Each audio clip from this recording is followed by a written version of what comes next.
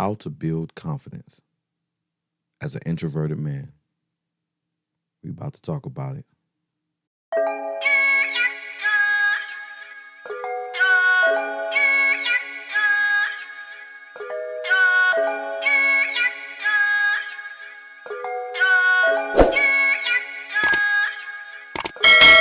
I was just patient, never try skating. Fuck niggas hating. As an introverted man who typically sticks to himself, focus on yourself. You're a good guy. You have morals, understandings. You're not really into the superficial. You're gonna sometimes feel like an outcast. And I said sometimes because you understand that you're the one who took yourself out of that field, out of that game, out of that, crowd. Okay. And obviously there's some reasons why you decided that that's not for you. You don't fit in. You're not going with the social norms. You don't want to be in that competition. You're not trying to keep up with the Joneses. You're not going to take money that you know can be used to feed your family and go buy some designer clothes. Okay, you're not going to take resources needed to build an empire and take them to be popular. One thing that I definitely have learned over my life is that all of the stripes, the credibility that you can earn from trying to fit in, is fickle. You work yourself all the way up. You buy all these clothes. You do all these things. You speak the talk. You walk the walk. You do everything to fit in. And then as soon as the next best thing comes and stands right beside you, they forget all about you. You get a lot less attention.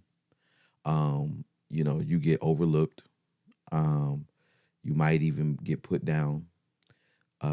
You're just not. You might feel insignificant, mediocre. You battle with these thoughts on the daily. That doesn't necessarily mean that you are depressed. It's just you want to know, you want to be able to know, what position you maintain in the world, and you want to feel important, even if you're not in the in crowd. Okay, because like I said, you're a introverted person. Okay, you're not attention seeking, and you're not loud, and you're not outside, and you're not this social butterfly, and that's okay. Okay, so I got a couple of things that I want to go over. I think I have 5 things that'll help you build a sustainable confidence, something that obviously can last, is genuine. Okay, it's not this pretend stuff that you see on the internet where you hear a dating coach tell you to play nonchalant. That makes you appear confident. Speak less. Be kind of a jerk to a woman. That makes you appear more confident. All of that stuff, you try it. And then when the woman doesn't like you, the woman that you really want doesn't like you because she can tell you're being disingenuous. And then you come back to the drawing board and you're like, this doesn't work. I get it. I see what Jerome is saying. These alpha male dating coaches, they're just pumping air. They're telling you how to be fake. They're telling you how to abandon who you really are.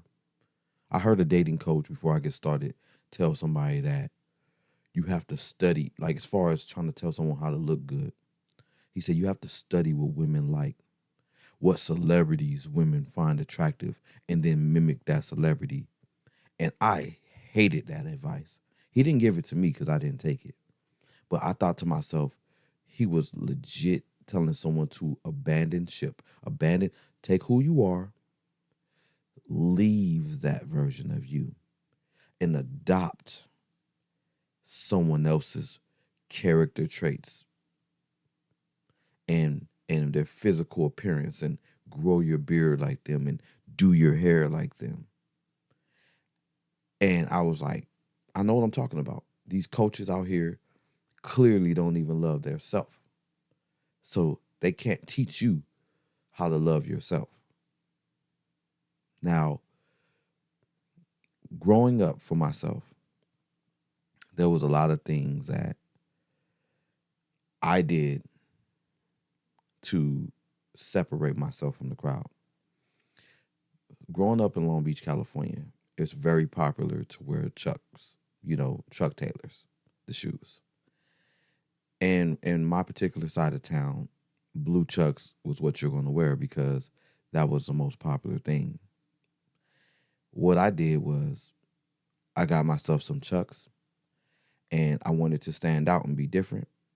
So I poured bleach inside the water in the washing machine, and I took my blue Chucks and I dropped them and washed them inside bleach.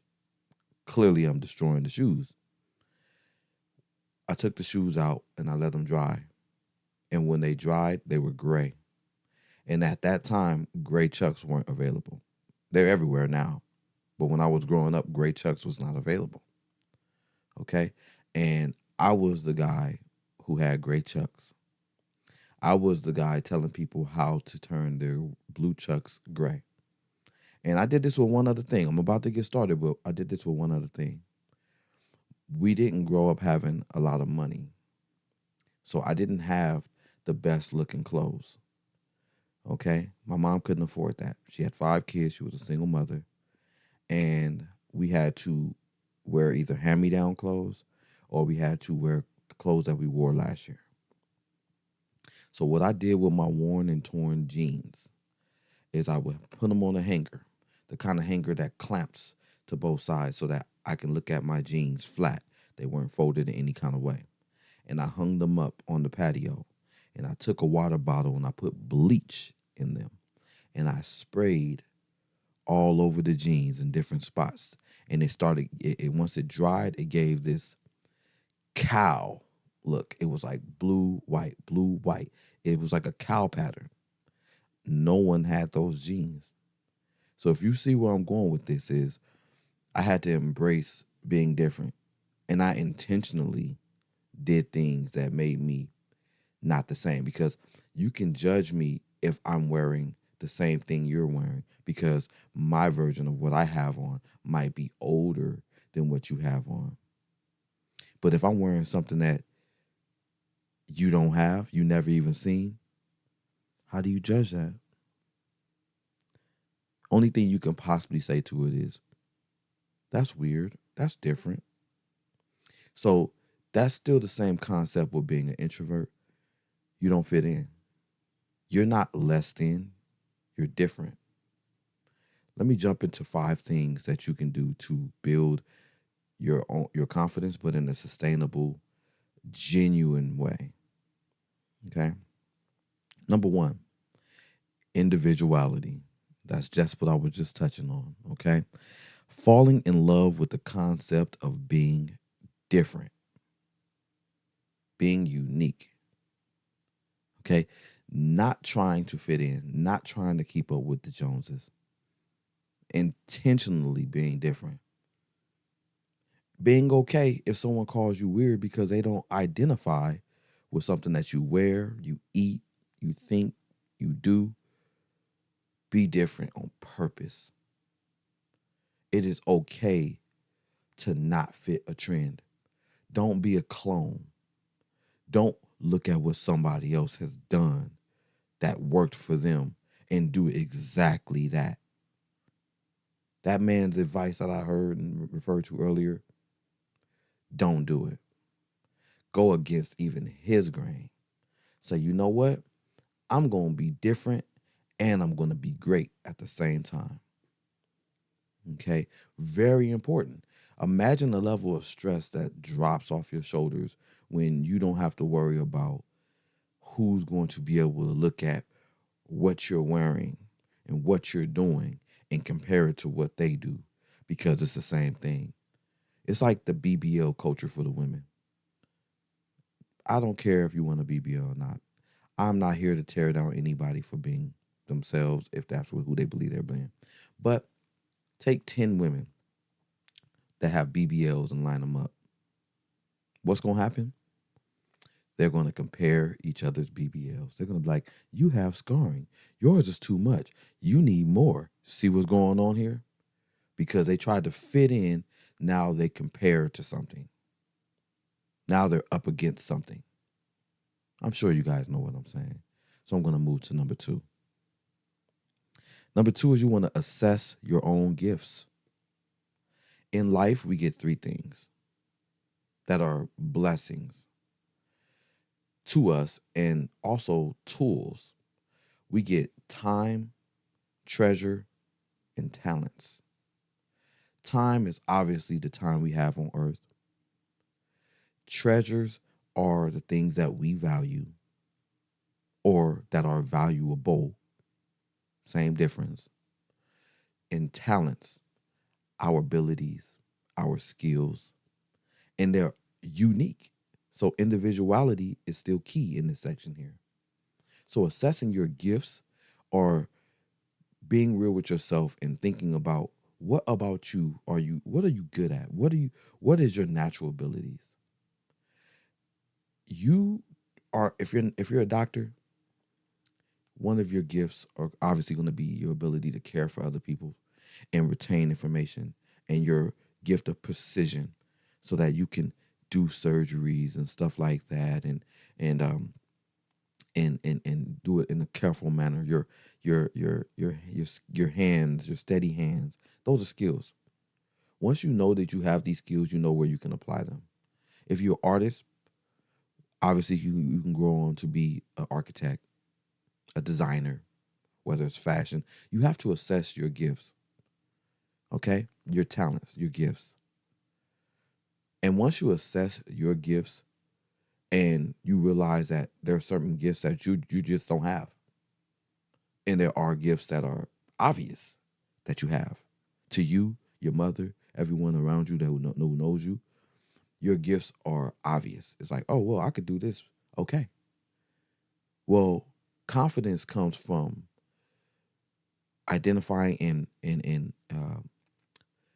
pretty much the belief or just knowing the truth about something, like knowing what is fact versus something that is just not assumption. The word that's coming to mind is like not conspiracy, but just an idea. Like you might want to be something that you can't be. You might want to be in the NBA, but you're too short. You don't have ball handling skills. You know, it's like I watched one of my favorite movies last night, Happy Gilmore with Adam Sandler. And his whole life, all he wanted to be was a hockey player. But there was a problem. He wasn't any good. And towards the end of the movie, he ended up a professional golfer. So he had to go through his life and assess his gifts. And he had to learn what he was naturally good at and then flourish in those areas of life. That's what I'm telling you right here. Assess your gifts. What are you naturally good at? And then that kind of helps you understand what's your purpose. Once you're walking and dwelling within your purpose, confidence comes because things that you do don't feel hard. You might have times where you feel like you're struggling to figure something out or learn something, but ultimately you get a certain fulfillment from knowing who and what you're supposed to be doing and when. Your time, you know when to do it. Your treasures, you know what you're supposed to be doing because it has, in what ways it brings value. And your talents, your ability to get it done. How easy it happens for how fluent you are with doing it. You definitely have to assess your gifts. Now, number 3 is I would say you want to manage your influence. Excuse me, manage your influences or influencers, your surroundings. You have to manage them. You have to manage your intake of information. Let me put it to you like this. It doesn't matter what you're doing. It doesn't matter if you're a nerd and you're very smart. Let's say you're a straight A student. I'm going to give this example. Let's say you're a straight A student, right? And you know you're a straight A student because when you go through school and you take your test and you study and you take it, you get an A. Imagine how confident you're going to be in the fact that you are smart. Now, take this smart person who's a straight A student and put them around a bunch of people who envy them, her or him. Let's say him. Surround him with 20 people who envy him. And they say, you're not really as smart as you think you are. And they try to tell him things and gaslight him and say, if you're so smart, then tell me what's the answer to this. Or they say they things that they know that you don't know, they throw in your face. Imagine being surrounded by people who intentionally tear you down because your light shining as bright as it does only reflects the fact or makes it more obvious that their light is dim or isn't as vibrant as yours. Now keep that straight A student who was confident that they were smart surrounded by 20 people that envy him for 30 days. And that's all he had to deal with. He didn't have not one person around him that believed in him. And for 30 days, they're tearing them down and beating at him and trying to destroy his ego, his confidence, everything. I guarantee you, as smart as that person is, he's going to have a shaky sense of confidence after 30 days of hearing nothing but negativity, nothing but people trying to prove to him that he isn't as smart, even though he started off with confidence because when he studied and he took that test, he got a straight A every single time. And after he passed those tests in life, you put him in the dungeon, surrounded by snakes and people that were just trying to tear him down. And he had to deal with that for 30 days straight. He is going to second guess himself. So what is this right here telling you? Based on the people that you're listening to, your influencers, the people that you watch on YouTube, you listen to, or that you surround yourself with, they play a major part in your confidence. You want to be around and listen to things that feed you positivity, inspire you, uplift you. People who are trying to tear you down, to a degree, is useful. Let's say out of 20 people, if you had one, maybe two people that are trying to tear you down, it would only give you that fire to burn and give you more ambition and to prove somebody wrong. But if you were just surrounded and engulfed in doubt, it's going to tear you down. It's going to wear at you.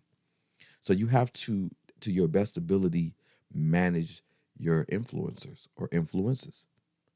Things that do not boost you up and inspire you to be better and to believe in yourself, you have to do away with it. Okay? Doesn't matter what it is. You have to think before you do anything, before you watch anything, does this make me feel inspired? Does this lift me up? Is this giving me confidence?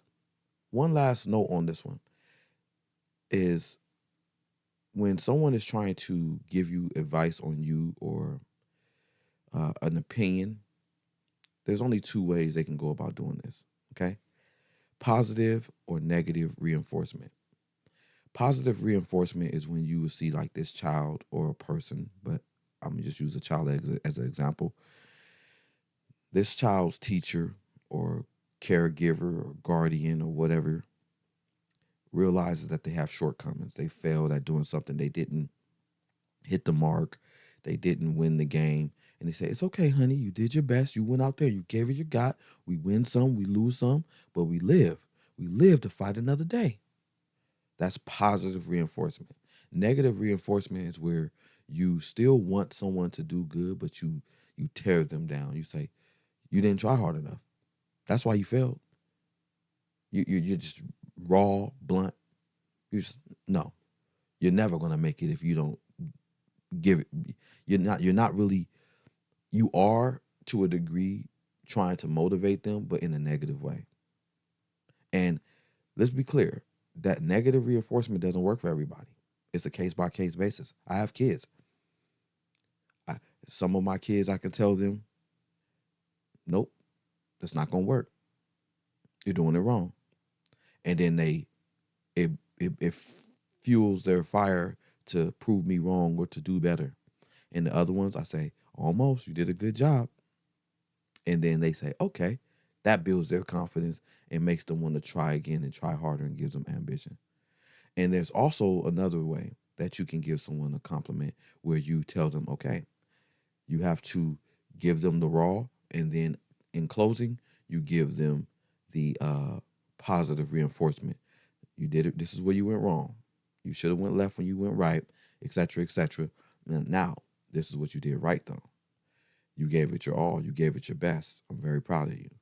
And so that way, you can give them a mixture of both, and that feeds their ambition. So this goes right back to what I said as far as assessing or managing your influences or influencers.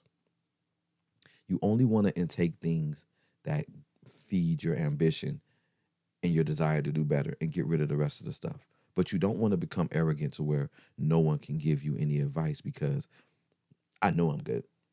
I don't care what you say. Instead of thinking like that, you have to assess, like, what's the information that's being given to you, even if it's coming from in a negative kind of way. And it's like, how can I use this? How can I apply what's being said even though I don't like it? Okay. And by doing this, in closing on this note, by managing your influences, you wake up and you have inspiring thoughts, and you have inspiring ideas. You're growing confidence. You're building it, and you're building it in such an organic way to where it's being fulfilled in such a fulfilling way, to where you're not skipping steps and pretending, to where it's genuine. And if someone did come along, you're on step 7 and they tell you you did it wrong, you might have to redo a step, but not all of them. So you go down to 6 instead of back to 1. You don't lose all confidence because somebody criticized you. I hope that helps. Number 4, you want to assess where you are versus where you want to be. I want to break this one down in a very unique way, because what I mean is, when you look on the inside of you and you assess your values and you think to yourself, like, okay, what about me is valuable? So one thing to remember here is that there's things called universal concepts. Universal concepts are things that are many people can relate to. Let me give you an example. A universal concept, or something that's valuable according to universal concepts, will be money. Every culture, every country, every person on the world, on the planet, values money to a degree. There's going to be people where money isn't the center of my life. I don't value money. I heard Mike Tyson say in an interview, when he was being praised for his accolades, he was like, all of that stuff means nothing. All I care about is my family and my kids, being taken care of. His values align with his kids. But then he goes and does a fight and gets paid $40 million. So even though money wasn't his main focus, it still was a universal concept in his life too, just like everybody else. Another universal concept is love. A lot of people say, I don't believe in love. I don't value love. Well, they wouldn't even be here on earth if it wasn't for love. Someone had to make love in order to make them. A universal concept. So without beating that point over the head, there's going to be things that are valuable to the masses, if not everybody. That's okay. So there's going to be things about you, once you assess your own values, that you're going to realize that I'm kind-hearted, I'm intellectual, I'm smart, I'm genuine, I'm peaceful, I'm respectful. There's going to be things about you that are valuable, even if it isn't what someone else has, or what someone else that around you might not view as valuable, irrelevant. What do you view about yourself? Okay. Once you assess where you are versus where you want to be, what I'm trying to say here in this point is the things that are valuable about yourself taking you somewhere where you want to be. Being kind being smart, your abilities and your talents that you already possess, are they taking you somewhere that's a positive outcome or that you would like to see happen in your life? And let's say the answer is no. Let's say that your eating habits are horrible. Let's say that you are overweight and you don't like it. This point right here is going to help you assess where you are versus where you want to be. So, I'm 50 pounds overweight. I'm 100 pounds overweight. According to what? Where you want to be. I want a six pack. I want muscles. This is where I'm at. That's where I want to be. I'm not happy with where I'm at, and I know where I want to be. Now, you align the things that you do to get you where you want to be. You go to the gym. You start dieting. You do more cardio. You drink more water. You lower the carb intake. You do things that get you there. And what you'll notice when you start doing things that align you where you want to be is you slowly but surely see progress.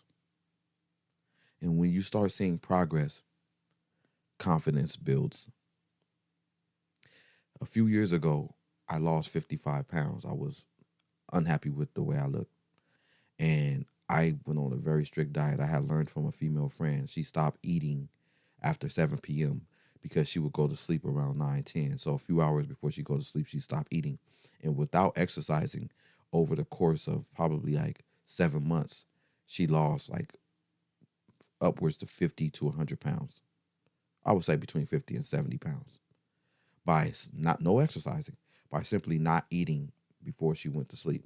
Because while you're asleep, she helped me understand that your body is still feeding off of, all of. It's a whole scientific thing, and I'm not a dietitian. I'm not anyone, a weight trainer or anything like that. But she was able to lose the weight even without exercising. She would just walk around her complex every day, every night. That's cardio. And dieting. And then she lost the weight, and then she was confident. And then she went out there and she found a boyfriend. They ended up falling in love. She ended up getting married, and she had kids. She didn't have kids when she was heavyset. She didn't feel confident in herself. That wasn't even an interest in her. Her lifestyle changed because she made adjustments. She assessed where she was and where she wanted to be, and then she did the things necessary to take her along that path. And her confidence she changed. Her life completely changed after she did that. And I can concur to that. Okay? Once you get on track with where you want to be from where you are, it's going to be a natural confidence booster. Lastly, number 5, you want to fall in love with who you are.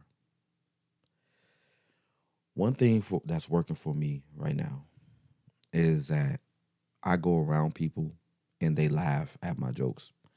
They laugh at things that I didn't even intend to be funny. Okay? I don't crack a lot of jokes on my videos. Sometimes I do. And sometimes when I make these videos, I show my friends and they laugh. And then I say, okay, that's how I know the masses will like it. So I get people who don't like my videos. I don't care. But I get a lot more people who do like my videos. And if I showed you my analytics and my stats, you will see that my ratio from people who like it to don't like it, landslide. I'm confident in doing these videos. And I'm excited to do these videos. And it doesn't take too much effort. I'm not going out of the way to create these videos. This is something obviously I should be doing and I can do. Okay? I'm in love with this. It's working. I'm in love with myself. Okay? When I don't do my hair, I throw on a hat. Confidence doesn't budge. Okay? When I go get my hair twisted, I say, okay, cool. You don't need a hat today. If I wake up in the morning, I want to do a video and I haven't shaved, I grab my clippers and I shave. Okay, cool. You look all right. Okay? My shades, they don't have any lenses. I like the way they look. These are my real glasses. They used to have lenses, but they hurt my eyes. I need to get a better prescription. But hey, I don't care what you think. I like my glasses. I wear them. I like my earrings. I love me, is what I'm saying. I think I'm smart. I think I'm on the right track in life. I'm nice. I'm genuine. Excuse me, genuine. I'm genuine. I'm transparent. I'm stern. I'll let you know what's happening. You know what I'm saying? I know who I am. I'm self aware. I've addressed my flaws and I'm aware of them. So there's nothing that you can tell me about myself that I don't already know. I don't stab people in the back. I don't use and abuse people. I'm not a manipulator. I'm an empath. I have a heart in my chest. I'm in touch with my feelings. I'm not that sensitive, but I watch tearjerkers and I go, I can tell you who I am. I can admit when I've made mistakes. I could tell you where I've been wrong in the past. To cut this point to the point to get straight to the point. Okay, you have to fall in love with yourself. You have to know who you are. Get to know yourself. Okay, fall in love with yourself. Okay, things that you don't love about yourself, make those changes, make those adjustments. Acknowledge that. Okay, I don't like this, but it's going to take some time, and that's okay. I'm human. Okay, but if you're going to be dramatic and you're a black man and you want to be white, good luck with that. Okay, unless you're Michael Jackson and he was able to get his, it might have been Villalago. I can't confirm or deny that, but his skin went from being my complexion to being more beige. Okay, throughout the course of his life. So I guess he assessed where he was and where he wanted to be, and therefore, if that's the case, I don't know. Like I said, maybe it was the skin disease. Okay, but in the end, his confidence was there. So these are just a few little tips to build genuine confidence as an introverted man. And it does apply to all areas of life, and it can help you in the dating, field as well. Because most of my channel content is about the dating field and stuff like that. But I just wanted to tap in with you guys and give you a few pointers. And this video did come as a request, so I definitely felt like, yeah, I mean, that wasn't a problem for me to do anyway because that's something that's very important in our community. Okay, if you like this video or you found it helpful in any way, or it resonates with you, please give me a like, a comment, or subscribe. If you're new to my channel, my name is Jerome, and this has been yet another episode of the Superb Word. Until next time, I salute you in two fingers.